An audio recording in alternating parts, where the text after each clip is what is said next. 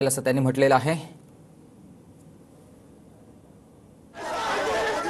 आणि ही दृश्य आपण बघतोय, सध्या शरद पवार हे प्रदेश कार्यालयामध्ये दाखल झालेले आहेत। कालच सगळ्या इंडिया आघाडीच्या नेत्यांची बैठक पार पडलेली होती आणि आता मुंबईमध्ये शरद पवार दाखल झाले आणि त्यानंतर प्रदेश कार्यालयामध्ये ते आलेले आहेत। मोठ्या संख्येने कार्यकर्ते शरद पवार यांच्या संदर्भात जयघोष करताना पाहायला मिळतात। संभ्रम निर्माण करण्यासाठी विरोधकांची वक्तव्य असल्याचं तटकरे म्हणाले, कारण थोड्या वेळापूर्वीच राष्ट्रवादी अजित पवार गटाची बैठक पार पडलेली आहे। तर दुसऱ्या बाजूला आपण बघतोय प्रदेश कार्यालय शरद पवार गटाचं आणि त्या ठिकाणी शरद पवार दाखल झालेले आहेत।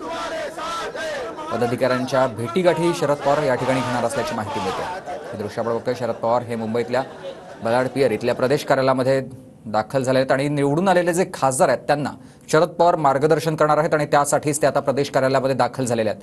थोड्याच वेळात या सगळ्या बैठकीला सुरुवात होईल आणि निवडून आलेले जे नवनिर्वाचित सगळे खासदार आहेत त्यांना शरद पवार मार्गदर्शन करणार आहेत।